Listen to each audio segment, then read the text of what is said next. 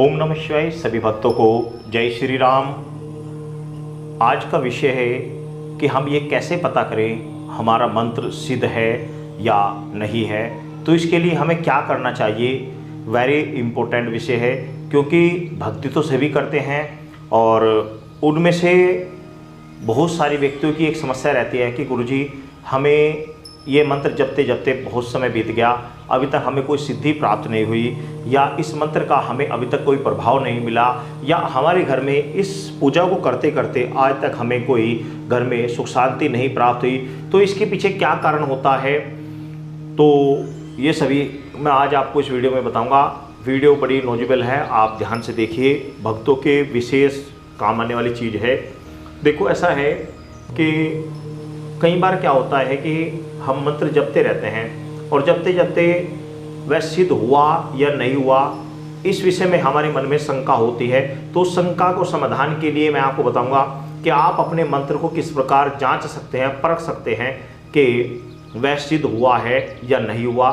इस विषय में जांचने के जो तरीके होते हैं वह मैं आपको बताऊंगा और प्रैक्टिकली उनमें से एक तरीका आपको दिखाऊंगा भी कि इससे भी आप देख सकते हैं। सर्वप्रथम तो आते हैं कि मंत्र सिद्ध होते क्यों नहीं। कई बार काफ़ी समय तक मंत्र जपते जपते सिद्ध नहीं होता, तो क्यों नहीं होता, उसके पीछे कारण क्या होता है, रीजन क्या होता है। तो पहले सर्वप्रथम तो आप तो उसको समझ लीजिए। इसके पीछे रीजन सिर्फ एक ही होता है कि या तो आप मंत्र को जपते जपते बीच बीच में छोड़ देते हो। तो यदि आप मंत्र को जपते जपते बीच में छोड़ देंगे तो मंत्र सिद्ध नहीं होगा। और दूसरा, यदि आप मंत्र को अशुभ तरीके से जपते हैं, अशुभ का मतलब होता है जैसे कि बात से मुंह, आपने मुंह से कुल्ला नहीं किया, मुंह साफ नहीं किया, झूठे मुंह से आप मंत्र को जाप कर रहे हैं, तो भी मंत्र सिद्ध नहीं होगा। तीसरा, कि आप मंत्र को ऐसी जगह जाप कर रहे हैं जहां पर वातावरण शुद्ध ना हो, शुद्ध जगह ना हो, तो भी मंत्र सिद्ध नहीं होगा। और या फिर आप किसी माला से किसी मंत्र को जप रहे हैं और उस माला का आप सही प्रयोग नहीं कर रहे हैं, तो भी मंत्र सिद्ध नहीं होगा। तो ये बहुत सारे कारण होते हैं, छोटे छोटे कारण होते हैं, जिन कारणों से रोज मंत्र जपने के बाद भी वह सिद्ध नहीं होता। तो इन समस्याओं के कारण ही फिर भक्त लोग परेशान हो जाते हैं कि भाई हम इतने समय से पूजा कर रहे हैं, इतने समय से हम ईश्वर को मान रहे हैं, ईश्वर की हम सेवा कर रहे हैं, किंतु फिर भी हमें हमारा मंत्र सिद्ध नहीं हुआ और हम जिस प्रकार उसे चलाना चाहें वह हमारा कार्य नहीं करता।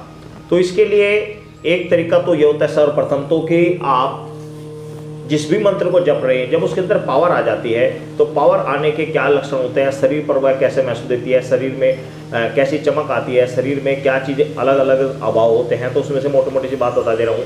जब मंत्र आपका सिद्ध होने लगता है तो आपका एकांत में रहने को मन करेगा, भीड़ भाड़ से बचने को मन करेगा, आप हमेशा ईश्वर के सानिध्य में रहना पसंद करेंगे, ईश्वर की मंदिर, ईश्वर के स्थान आपको अति उत्तम लगेंगे और संसार की मोह माया आदि से आपका मन निर्लिप्त होता चला जाएगा। ये मंत्र सिद्ध होने के स्वाभाविक लक्षण हैं, लेकिन ये तो स्वाभाविक हो गए। और अब आप जांचे कैसे। कई बार ऐसा होता है कि कोई व्यक्ति आपके पास आया कि भाई मेरे बच्चे को कुछ हो रहा है या मेरे बेटे को कुछ हो रहा है या हमें कुछ हो रहा है, तो आप झाड़ दीजिए। तो आप जिस मंत्र को आप कंटिन्यू जापते हैं, जब करते हैं, उस मंत्र से आप जब उसको झाड़ेंगे तो झाड़ने पर यदि उसको आराम आता है, तुरंत आराम आता है, तुरंत होता है मंत्रों के प्रभाव से। यदि आपको आराम आता है, उस बच्चे को आराम आता है, उस व्यक्ति को आराम आता है, तो भी मंत्र आप समझ लिए कि कार्य कर रहा है। दूसरा जो सबसे बढ़िया और सटीक तरीका होता है वो ये होता है, ये विषय, ये चीज़ आप अच्छी तरीके से सुन लें, समझ लें और फिर चाहे तो इसका प्रयोग भी कर सकते हैं। इसके लिए आपको करना क्या है, जिस भी मंत्र को आप कंटिन्यू काफ़ी टाइम से जप रहे हैं, उस मंत्र को आप एक कोई पौधा ले लीजिए, कोई भी छोटा पौधा, किसी भी फूल आदि का पौधा हो सकता है, किसी भी चीज़ का हो सकता है, गमले के अंदर हो सकता है या आपके आंगन में खड़ा हो तो भी कोई बात नहीं। आपको करना क्या है, हर रोज़ उस पौधे के ऊपर आपको प्रातः के समय, हर रोज़ सुबह के समय, किसी भी समय, क्योंकि फिर कमेंट्स आते हैं गुरुजी किस टाइम, तो आप किसी भी टाइम समय, सुबह के समय किसी भी टाइम कर सकते हैं। उस जिस मंत्र को आप जापते हैं उस मंत्र को एक बार पढ़ें और उस पौधे के ऊपर फूंक मारें, फिर दोबारा पढ़ें, मंत्र के ऊपर पढ़कर फिर दोबारा फूंक मारें। इस प्रकार आपको 7 बार उस पौधे के ऊपर फूंक मारनी है। ध्यान रखना, 7 बार आपको उस पौधे के ऊपर फूंक मारनी है। जब 7 बार आप उस पौधे के ऊपर फूंक मारेंगे, कंटिन्यू यह क्रिया आपको कंटिन्यू 1 हफ्ते तक करनी है। एक दिन की क्रिया है 7 बार। और इस तरह आपको कंटिन्यू 7 दिन तक करना है।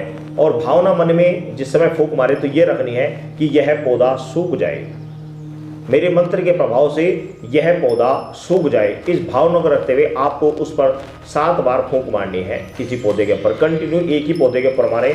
और फिर जब वह सूखने लगे, 7 दिन हो जाए, जो आपको पानी आदि उसमें देते हैं वह कंटिन्यू देते रहें। ऐसा ना करें कि उसमें पानी देना छोड़ दें, वह तो अपना आप ही सूख जाएगा, ऐसा नहीं। जो आप उसे नॉर्मल हवा पानी जो कुछ भी आप उनको देते हैं, खाद वगैरह, वो कंटिन्यू देते रहें। लेकिन उसके बाद भी यदि आपके मंत्र के प्रभाव से वह पौधा सूखता है तो समझो आपका मंत्र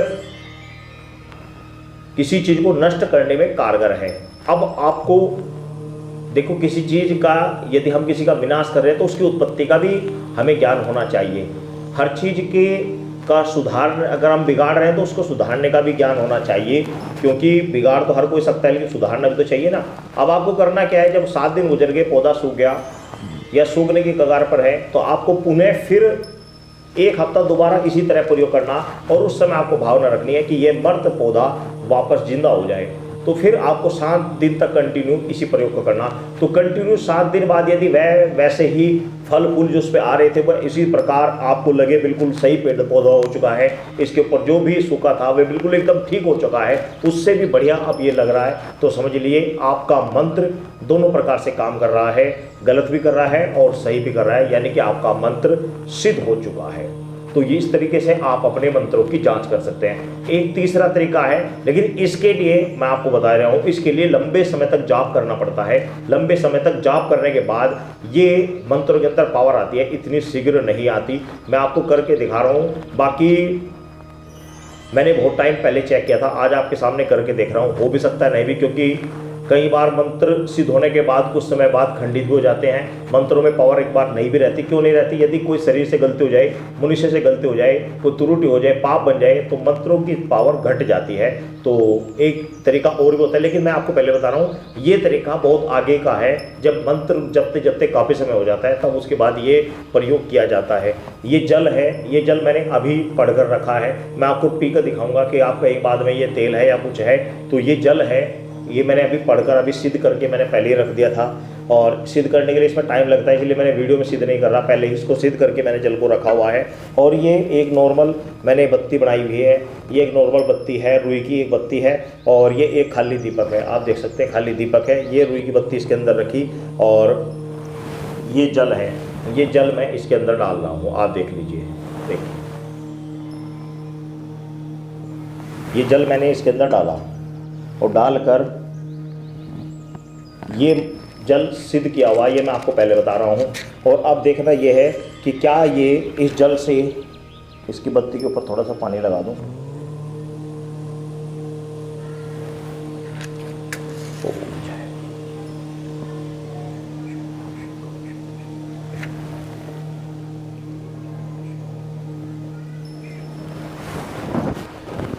ये देखिए ये पानी है, और ये पानी से दीपक जल रहा है। इस विषय में मैंने पहले भी वीडियो बनाई थी बहुत टाइम पहले। अब मुझे कन्फ्यूज था कि शायद ये प्रयोग काम करे ना करे, तो मैंने ये प्रयोग काफ़ी टाइम पहले भी किया था, और करने के बाद ये सफल हुआ था। तो ये पानी से दीपक जल रहा है, तो इसका मतलब अभी भी मेरे मंत्र अच्छी प्रकार से कार्य कर रहे हैं। अब आपको मैं दिखा दे रहा हूँ। आप कहेंगे भाई ये अलग से कोई तेल वगैरह हो सकता है, कुछ हो सकता है, तो आप ये देख लीजिए, ये पानी है, प्योर पानी है। ये देखिए ये प्योर पानी है, इसके अंदर कोई तेल आदि मिक्स नहीं है। तो इस प्रकार आप अपने मंत्रों को चेक कर सकते हैं कि आपके मंत्र सिद्ध है नहीं है। आप इस प्रकार चेक कीजिए और भक्ति लहर पर आगे बढ़ते रहिए। सभी भक्तों को जय श्री राम।